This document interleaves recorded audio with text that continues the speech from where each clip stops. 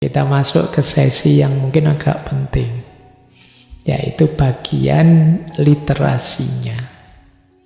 Lah terus gimana Pak kita menyikapi media?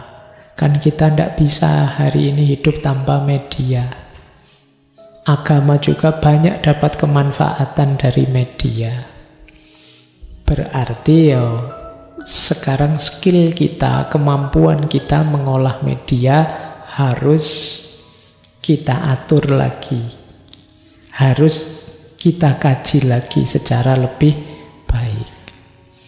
Itu yang nanti kita maksud dengan literasi media. Yang pertama, mari kita pahami mode operasionalnya media, biar kita tidak tenggelam dalam media.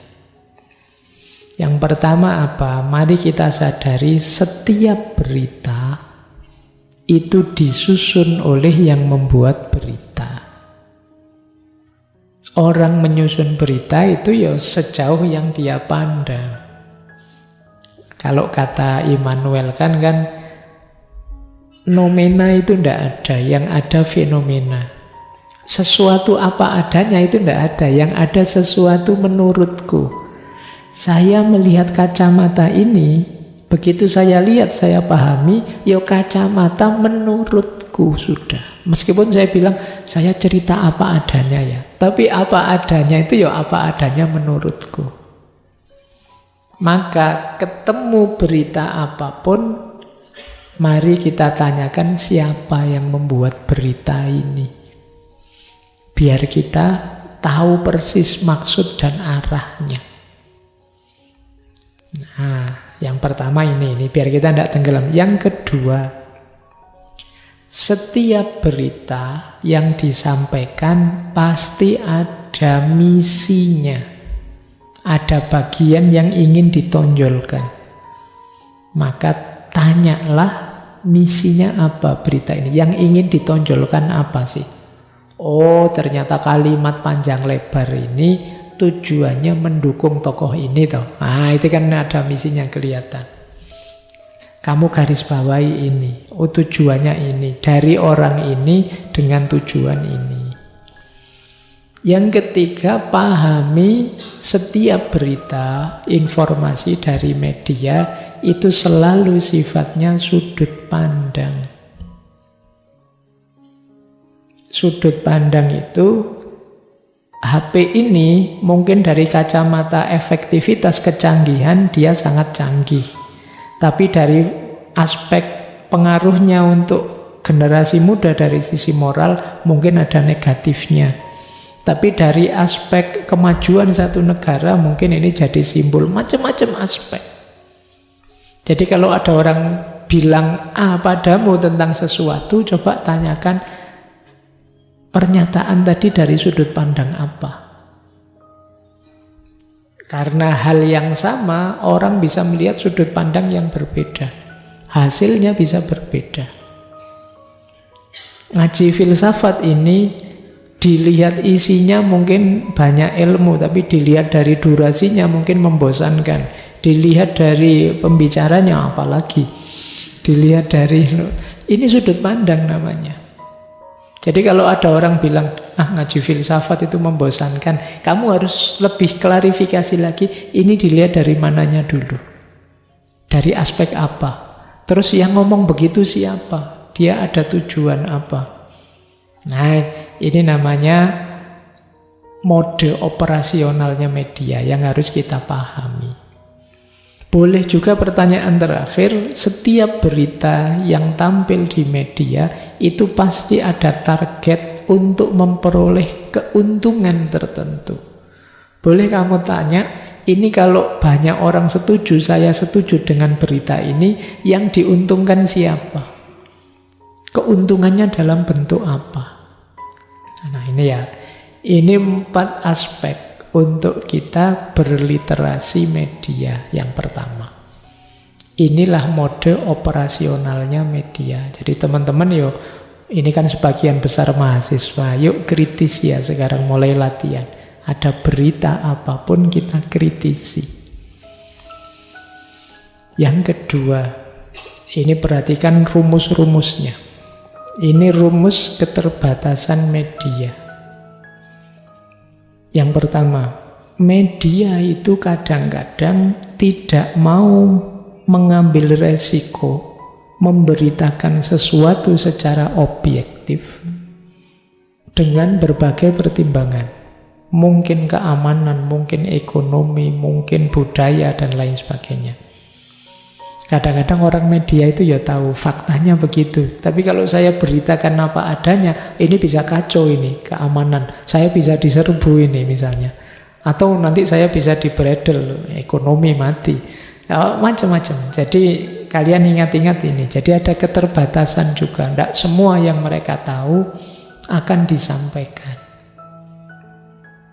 Yang kedua, media itu kadang-kadang juga terbatas. Space-nya, ruangnya untuk menayangkan berita. Akhirnya apa? Mereka milih yang mereka anggap penting saja yang ditampilkan. Padahal mungkin yang mereka anggap penting itu menurut kita tidak penting. Atau kadang-kadang mereka menyampaikan berita ya karena terbatas ruang tadi, akhirnya beritanya tidak utuh, tidak lengkap. Konteksnya lepas. Nah, ini yang ketiga. Yang keempat, ada kalanya karena persaingan antar media muncul godaan untuk memblow up, mendramatisasi hal-hal yang biasa-biasa biar jadi luar biasa, termasuk peristiwa-peristiwa keagamaan. Ini godaannya media. Ini sebenarnya biasa sih, tapi bisa saja dibikin sedemikian rupa seolah-olah dramatis luar biasa. Di blow up. Wah, ini teman-teman harus pinter menangkap aspek dramatisasi ini. Peristiwanya biasa sih. Mahasiswa berangkat ke kampus pakai sandal, kemudian tidak pakai sepatu, bajunya jelek, robek-robek lagi, jinnya juga robek. Oh, itu terus beritanya didramatisir. Seperti inilah profil mahasiswa Indonesia masa kini. Bagaimana Indonesia masa depan bisa maju kalau mahasiswanya saja seperti ini? Sejauh mana pemerintah bertanggung jawab? Jadi luas, dramatisir macam-macam. Padahal ya mungkin tadi mahasiswa ini bangunnya kesiangan terus cepat-cepat berangkat ke kampus pada urusan. Tapi frame kecil itu dijadikan kemana-mana. Nah, ini namanya dramatisasi. Biar apa? Biar laku beritanya. Nah, ya yang terakhir ini otomatis. Kadang-kadang garis kebijaksanaannya redaksi, karena ada pemilik modalnya, pemilik perusahaannya, punya orientasi, punya visi, punya tendensi politik, ya mereka terbatasi juga di situ. Jadi pinter-pinterlah teman-teman membaca. Oh, ternyata ya media itu tidak sesederhana berita yang ditampilkan. Ada banyak liku-likunya. Nah, selain medianya, jurnalisnya, orangnya yang bikin berita, itu ya banyak keterbatasan-keterbatasan. Misalnya ya tentang agama. Seorang jurnalis memberitakan agama. Itu juga tidak gampang. Apalagi jurnalisnya juga beragama. Oh, itu bisa bias-bias beragamanya muncul. Misalnya saya memberitakan konflik antar agama. Itu ya tentu saja tendensinya membela agamaku. Sulit untuk cover both side. Itu tidak bisa. Tetap ada emosi yang nyambung ke agamaku sendiri. Nah, ini jurnalisnya. Makanya tadi loh pertanyaan pertama, siapa yang nulis? Ada lagi problem kedua. Pengetahuan agama itu kan tidak sederhana. Kalau jurnalisnya tidak ahli agama, bisa saja dia salah paham, salah tangkap, salah menjelaskan tentang fenomena keagamaan. Nah, ini juga sering jadi masalah. Kadang-kadang ya demi dramatisasi berita biar viral, biar laku beritanya, Jurnalis ini melakukan improve, trik-trik. Misalnya ngasih label, ngasih vonis-vonis. Ini aliran sesat, ini kelompok sempalan, ini para kafir, ini orang murtad. Karena kayak gini kan bisa jadi masalah. Nah, apalagi kalau jurnalisnya tidak rajin, tidak tekun, tidak kritis. Ya, selesai, kita dapat informasi yang kabur, yang sepihak, yang hanya gosip, yang sepotong-sepotong dan menyesatkan. Inilah problem keterbatasan seorang jurnalis. Penting kita sadari ya untuk berliterasi media, biar kita tidak ditelan oleh gelombang media baru yang hari ini kita sebut post-truth. Terakhir, ini sebenarnya tema-tema besar dan panjang. Saya menyebutnya asumsi. Silahkan kalau ada teman-teman tertarik untuk meneliti atau mengkaji beberapa asumsi ini. Saya tulis di situ beberapa asumsi yang bisa iya, bisa juga tidak. Ini harus dibahas panjang. Kalau saya bahas sekarang masing-masing berarti itu ada 1, 2, 3, 4, 5, 6 isu. Kalau satu isu 2 jaman berarti kita nambah ngaji lagi 12 jam. Sampai besok siang ngajinya ya. Isu yang pertama apa yang bisa iya bisa tidak? Ada asumsi begini. Ketika masyarakat itu tambah modern, tambah sekuler, liputan media tentang agama itu biasanya menurun dan terpinggirkan. Ini bisa iya bisa tidak. Jadi hari ini kan kita menyebut kita ini ya modern, tapi berita tentang agama ya masih gencar saja, masih banyak saja. Sering dipolitisasi, komodifikasi dan lain sebagainya. Jadi kalau ada yang menganggap bahwa ketika masyarakat tambah modern, tambah sekuler, sekuler itu kan ya agama, urusan agama, dunia, urusan dunia, liputan media pada agama menurun. Nah, itu bisa iya, bisa tidak.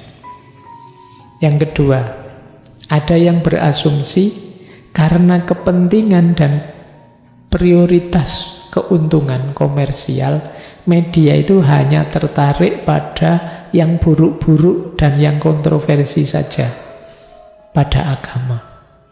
Apa iya begitu? Nanti kalian teliti ya. Apa iya sih berita-berita tentang agama itu selalu hanya yang buruk-buruk dan yang kontroversial? Ini bisa iya, bisa tidak. Yang ketiga, pemberitaan media tentang agama itu sering tidak adil dan tidak akurat. Karena para profesional media itu orang-orang sekuler yang tidak ngerti agama. Ini bisa iya, bisa tidak. Kemudian ada pandangan agama diposisikan, direpresentasikan, dikonstruksi sebagai kepentingan minoritas oleh media. Ini juga bisa iya, bisa tidak. Terus, agama hari ini semakin dimediasi oleh institusi media yang sekuler dan otonom dan dibentuk berdasarkan logika seperti itu. Jadi agama itu semakin dangkal, semakin sekuler karena medianya juga media sekuler. Apa iya begitu? Itu bisa iya, bisa tidak. Contohnya bisa kemana-mana. Terakhir, sekarang ada isu media pun jadi seperti agama. Sederhananya, ritual-ritual hidup kita yang berhubungan dengan media hari ini mirip dengan ritual-ritual keagamaan. Kita sholat 5 kali sehari. Kita lihat WA berapa kali sehari. Kita ngaji Instagram berapa menit dibandingkan ngaji Al-Quran. Kita bangun tidur membaca doa bangun tidur atau ngecek WA yang masuk. Yang kita cari duluan itu Quran mau ngaji apa ya, macam-macam. Jadi sekarang media itu jadi kayak agama. Kita tidak ngaji seminggu santai saja, tapi ketinggalan HP di rumah setengah hari, rasanya kayak berbulan-bulan kita seperti dikejar-kejar harus segera pulang. Nah, ada pandangan begitu, media hari ini jadi seperti agama. Itu bisa iya, bisa tidak juga. Nah, ini yang bisa iya, bisa tidak. Sebenarnya ini bagian dari literasi media. Coba teman-teman kalau ada waktu, pilih salah satu kamu bahas, kamu kaji, kamu urai. Semoga nanti bisa ketemu pastinya. Harusnya ya apa tidak. Kemungkinan di daerah tertentu ya, tapi di wilayah yang berbeda tidak. Nah, maka kalian boleh melakukan riset-riset lapangan untuk membuktikan hal ini.